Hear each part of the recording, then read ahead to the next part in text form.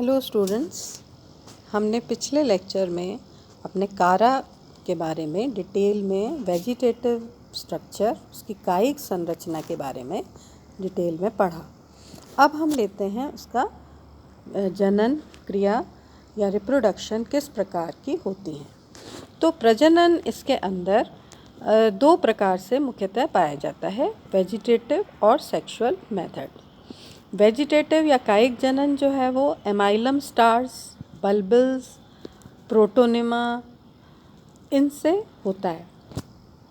अब ये क्या होते हैं, ये एमाइलम स्टार्स की यदि हम बात करें तो ये तारे के समान संरचनाएं होती हैं, सितारे जैसी दिखाई देती हैं और ये तने पे लगी रहती हैं, मुख्य तने पर ये लगी रहती हैं और इनके अंदर स्टार्च काफ़ी ज़्यादा पाया जाता है। जो भी कोशिकाएं हैं वो स्टार्च से भरी हुई रहती हैं और इसलिए इनको एमाइलम स्टार्च कहते हैं, क्योंकि एमाइलम स्टार्च ही इसमें पाया जाता है और ज़्यादातर ये लोअर नोड्स पर पाई जाती हैं। जो पौधे के नीचे की जो संधियाँ होती हैं उनमें ये पाया जाता है। जैसे ही ये डिटैच होता है तो नया प्लांट बनाने में सक्षम रहता है।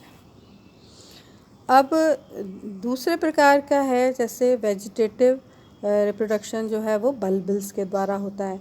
ये छोटे आकार की होती हैं और गोलाकार संरचनाएं होती हैं। ये ज़्यादातर मूलाभास में डेवलप होती हैं और पहले तो ये एक उभार के रूप में निकलती हैं राइजोइड से, उसके बाद ये गोलाकार संरचना ले लेती हैं और यदि ये गोलाकार संरचनाएं जो हैं वो गिर जाती हैं तो ये नया प्लांट बनाने में सक्षम होती हैं।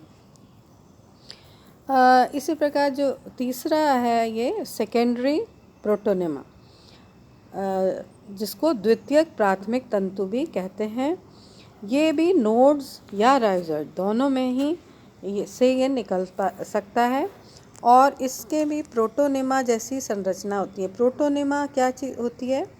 ये प्रोटोनिमा जो है वो होता है जब कोई भी बीजाणु अंकुरित होता है तो सबसे पहले उसमें एक तंतु निकलता है जिसको हम प्रोटोनिमा कहते हैं। तो ये इस प्रकार का तंतु होता है। अब ये जब जैसे ही प्रोड्यूस होता है तो नए प्लांट इसमें से निकल आते हैं। तो ये इस प्रकार की संरचनाएं इसमें देखी जाती हैं जो कि जनन का कार्य भी करती हैं। अब हम लेते हैं सेक्सुअल रिप्रोडक्शन या लैंगिक जनन। लैंगिक जनन में इसमें दो मुख्य जो है संरचनाएं बनती हैं।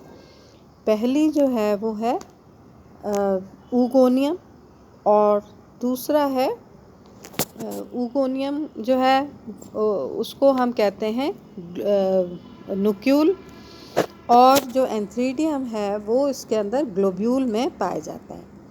तो सबसे पहले जैसे इसका जो जनन प्रक्रिया है वो हम कहेंगे इसको ऊगैमस प्रकार की होती है, यानी कि ये प्रागत विषम युग्म की होती है और मतलब ये जो है विकसित प्रकार के जनन माना जाता है। इसमें जो मेल सेक्स ऑर्गन एंथ्रीडिया है वो ग्लोब्यूल्स में पाए जाते हैं, फीमेल सेक्स ऑर्गन जो ऊगोनिया है वो न्यूक्यूल में पाया जाता है और ये मोनोशियस डायोशियस दोनों ही हो सकता है। और ये जैसे देखिए इस चित्र में आपको दिखाई दे रहा है कि किस प्रकार से ये जो हैं ग्लोब्यूल और न्यूक्यूल हैं। ग्लोब्यूल जो है वो गोलाकार संरचना है, न्यूक्यूल जो है वो लंबी जैसी जो दिखाई दे रही है और हर नोड पर ये इसमें दिखाई दे रहा है आपको कि कैसे ये दोनों साथ साथ लगी हुई रहती हैं। अब सबसे पहले हम इसको डिटेल में पढ़ते हैं, ग्लोब्यूल को, या इसको हम एंथ्रीडियम भी कह सकते हैं।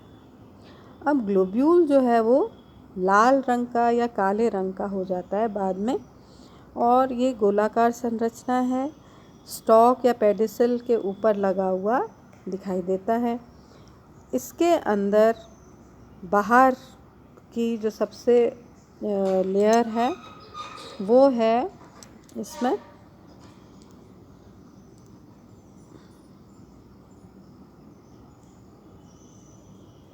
हाँ, जो बाहर की लेयर है, जैसे कि इसमें दिखाई दे रहा है, ये है ना, ये जो है ये इसकी शील्ड बनाती है। ये 8 कोशिकाओं से निर्मित रहती है। उसके बाद जो है अंदर की तरफ मैन्यूब्रियम जो है वो मुख्य आधार है इसका ग्लोब्यूल का, और ये रॉड लाइक कोशिका होती है, मतलब छड़ी के आकार की होती है। और इसके अंदर कैपिटुलम जो कोशिकाएं हैं वो बनती हैं, उनका निर्माण होता है। और उसके बाद जो है वो एंथ्रीडियल फिलामेंट्स जो हैं वो हर एक में बनते हैं। तो सबसे पहले जो शील्ड सेल्स हैं और बीच में जो आधारीय कोशिकाएं, ये किस प्रकार इनका निर्माण होता है, ये देखिए इस प्रकार होता है। हम इसको ज़रा, मैं तो आप लोगों को समझाऊंगी।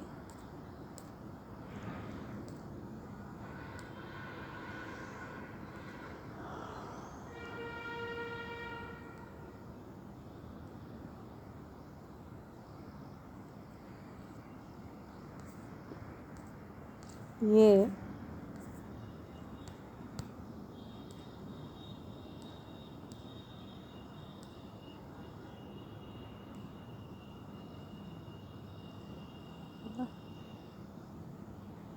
इसमें हम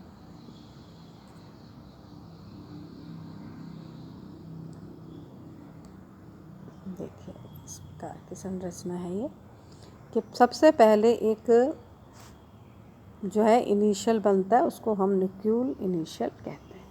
ठीक है, ये न्यूक्लियल इनिशियल बन गया। अब इसमें जो है वो वर्टिकल डिवीज़न होता है, उसके बाद इसमें हॉरिजॉन्टल डिवीज़न होता है। तो ये 4 कोशिकाएं ऐसे बन जाती हैं। अब हर एक कोशिका में जो है वो इस प्रकार का डिवीज़न होता है, जिसको कि हम कहते हैं पेरिक्लाइनल डिवीज़न। तो उससे अंदर की तरफ 4 सेल्स और बाहर की तरफ 4 सेल्स का निर्माण होता है ना। अब वापस से यदि हम लें तो कैसा होता है इसमें, ये देखिए,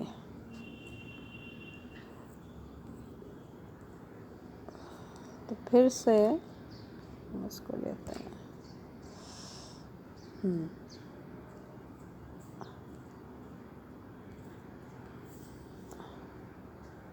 तो जैसे ये है, ये अंदर बन गई 4 कोशिका। फिर एक और ऐसा डिवीज़न होता है, और इसमें फिर ये 3 लेयर की कोशिकाएं बन जाती हैं, है ना। अब ये जो 3 लेयर कोशिकाएं बन गई, सबसे बाहरी ये जो है वो तो शील्ड सेल्स कहलाती हैं, ना, जैसे कि इसमें बताया गया है। बाहर की जो 8 हैं वो शील्ड सेल्स कहलाती हैं। फिर उसके बाद जो बीच वाली हैं वो कहलाती हैं कैपिटुलम सेल्स, और सबसे जो इन दोनों के बीच की हैं वो कहलाती हैं मैन्यूब्रियल सेल्स। अब ये इस प्रकार की, जब ये पूरी तरह से विकसित हो जाता है तो ये कोशिकाएं जो हैं वो चारों अलग अलग लेयर्स में अलग अलग हो जाती हैं। जैसे बीच में ये जो कैपिटुलम सेल्स हैं ये तो रह जाती हैं, है ना। ये वाली जो कैपिटुलम सेल्स हैं ये दिखाई दे रही हैं, तो ये तो रह जाती हैं इसमें।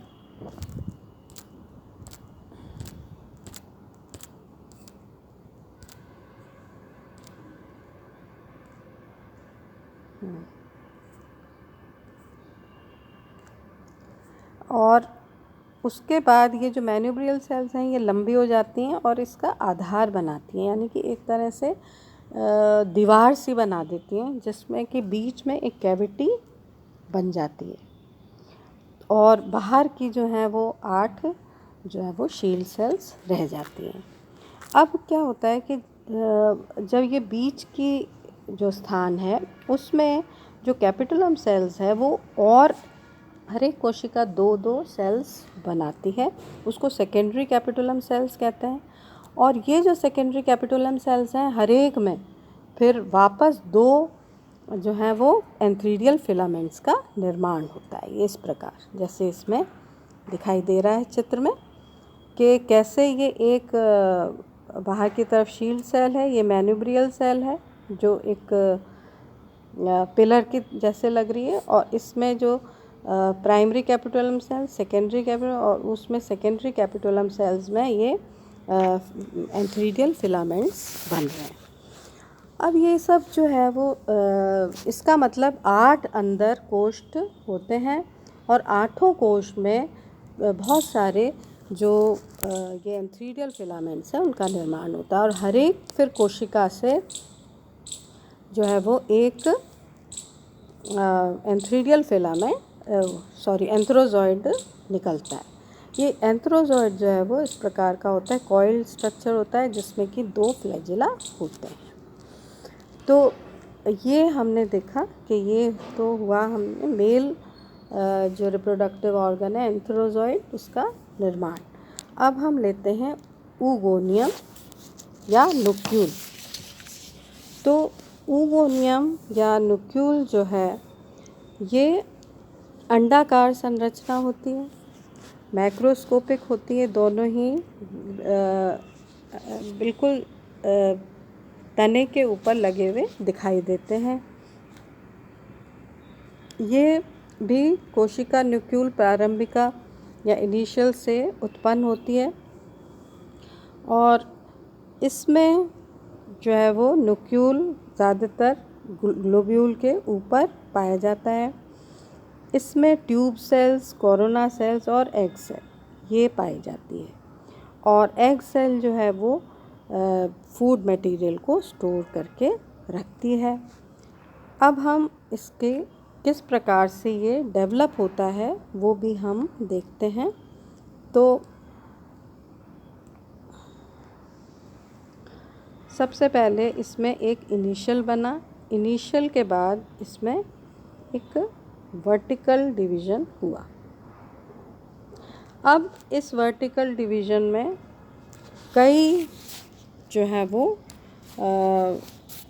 आधारीय जो कोशिका है उसमें कोई विभाजन नहीं होता, पर जो पर्व संधि वाली जो कोशिका है उसमें एक विभाजन होता है।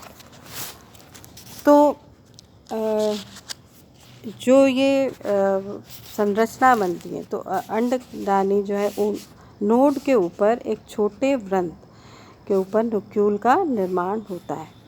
अब अंडदानी एक वृहत अंडाकार संरचना होती है जिसमें एक अंड पाया जाता है। अब इसका जो डेवलपमेंट है वो किस प्रकार का होता है ये हम देखते हैं। पहले आधारीय कोशिका में कोई विभाजन नहीं है। अब जो दूसरा है नोड या पर्व संधि कोशिका, इसमें एक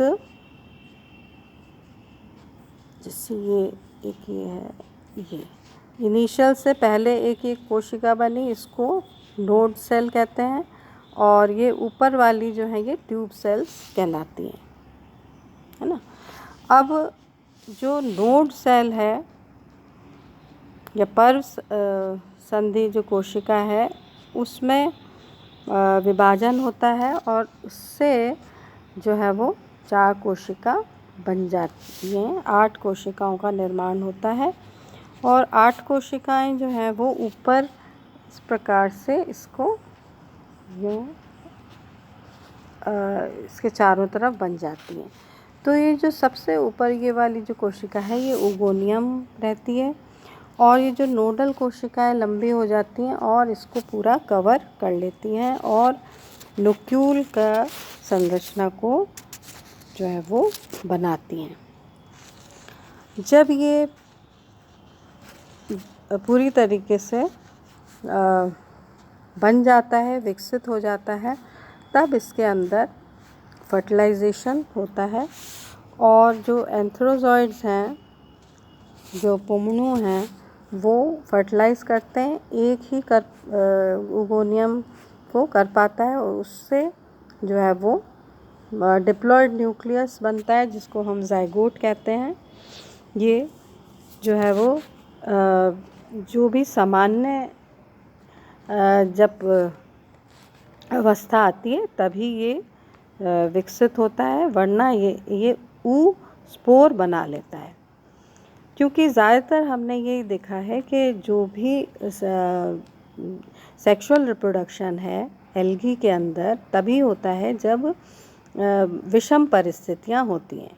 जो एडवर्स कंडीशन जब होती हैं तभी और जब सामान्य कंडीशंस होती हैं, अवस्थाएं रहती हैं, तब हमेशा इसमें एसेक्सुअल या वेजिटेटिव रिप्रोडक्शन से ही काम चलता है। तो ये क्यों होता है? क्योंकि जो